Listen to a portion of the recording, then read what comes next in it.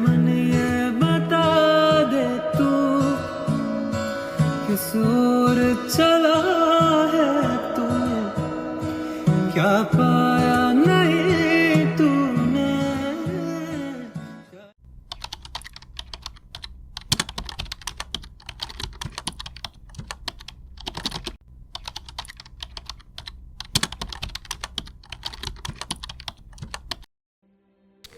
Hello කොහොමද හැමෝටම මං හිතනවා හැමෝම සතුටින් පරිස්සමින් ඇති කියලා. ඉතින් අද නොවැම්බර් 10 වෙනිදා. හෙට තමයි නොවැම්බර් 11. හැමෝම දන්න දවසක් තමයි 11 කියලා කියන්නේ. ඉතින් මම හෙට දවස කොහොමද මම ගත කරන්නේ කියන එක තමයි මේ අද රෑ ප්ලෑන් කරන්නේ. 11 කියන දවස ගොඩක් විශේෂ දවසක්නේ. ඉතින් මම හිතුවා උදේ නැගිට ගමන්ම මට ඕන කරන කැනෙ මම කැමති දේවල් 3කට ස්තුතිවන්ත වෙනවා කියලා. ඊට පස්සේ මිර ඇෆර්මේෂන් කරනවා කියලා හිතුවා.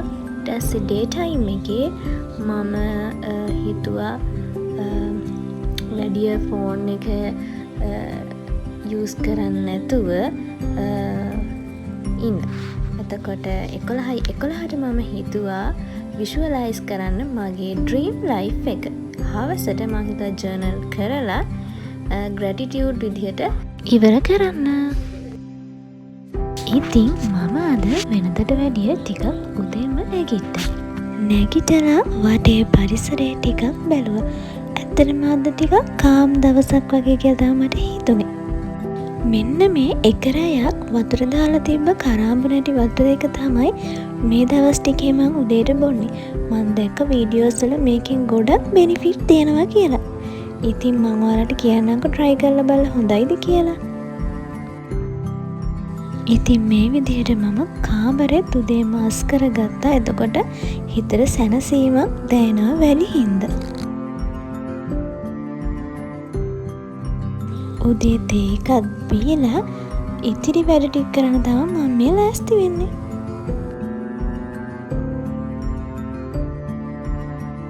ගෙදර වැඩත් ඉවර කරලා මම දැන් තමයි වොෂ් එකක් දාගෙන ආවේ. ඉතින් වොෂ් එකක් දාලා ඉවර වෙලා මං හිතුවා ඊගාවට කෑම කන්න ඕනේ කියලා. මොකද උදේට කෑම ගන්න මට බැරි වුණානේ.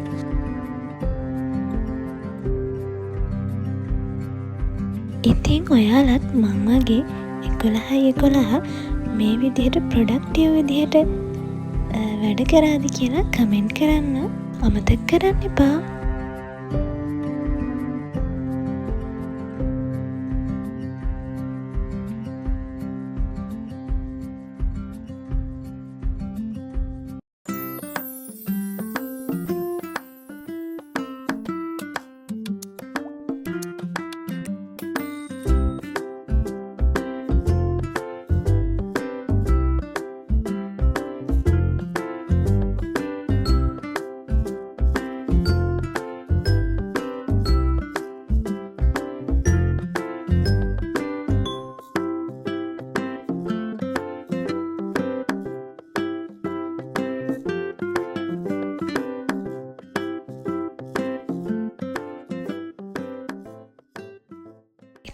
කොළහටත් ළඟින්ද මං ඉතින් ඉක්මනට කෑම එක අරගත්තා. දැන් හදන්නේ 11 වෙලාවටම විශ්වයට ස්තුති කරලා ලියන්න. ඔන්න එහෙනම් 11 උදා වුණා. දැන් අපි අපේ ඩ්‍රීම් ලයිෆ් එක විෂුවලයිස් කරන ගමන් ඒක ගැන විශ්වයට ලියන්න තමයි මම මේ ලෑස්ති වෙන්නේ. මෙන්න මේ වෙලාවට ඔයාලට අවශ්‍ය දේවල් ගැන හිතලා විශ්වයට ස්තුතිවන්ත වෙන්න ලියන්න. ඉතින් ඔයා හිතන්න උදාහරණයක් විදිහට ඔයාට ඔයාගේ A-level exam එක සාර්ථකව කරගන්න පුළුවන් වෙන්න ඕනි කියලා. ඉතින් ඔයා විශ්වයට ලියන්න මට A-level exam එක හොඳින් කරගන්න ලැබීම ගැන මම විශ්වයට ස්තුතිවන්ත වෙනවා කියලා ලියන්න. ඔයා ඒ දේවල් කරලා ඉවර වෙලා විශ්වයට ස්තුතිවන්ත වෙන විදිහට තමයි මේ ග්‍රැටිටියුඩ් එක අපි කරන්න ඕනේ.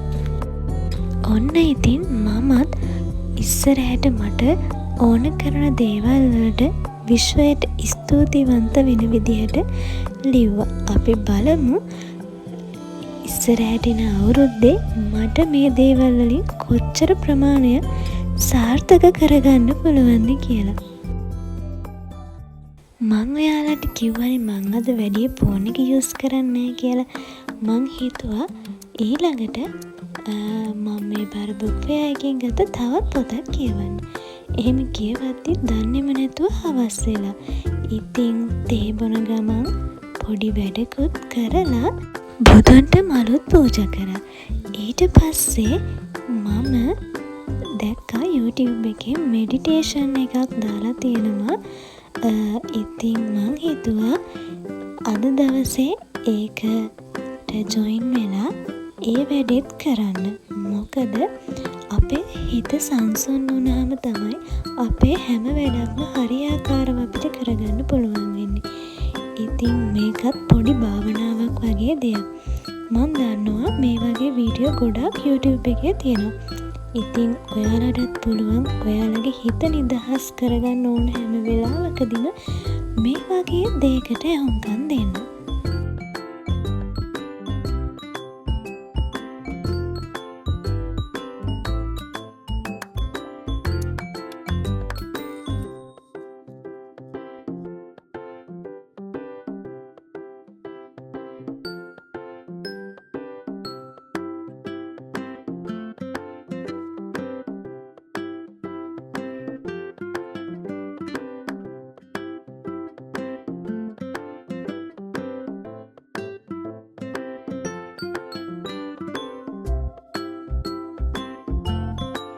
එහෙනම් අද වීඩියෝ එක මම මෙතනින් ඉවර කරනවා. තවත් ලස්සන වීඩියෝ එකකින් එනකම් ඔයාලා හැමෝම සතුටින් පරිස්සමින් ඉන්න කියලා මම ප්‍රාර්ථනා කරනවා. එහෙනම් බයි බයි.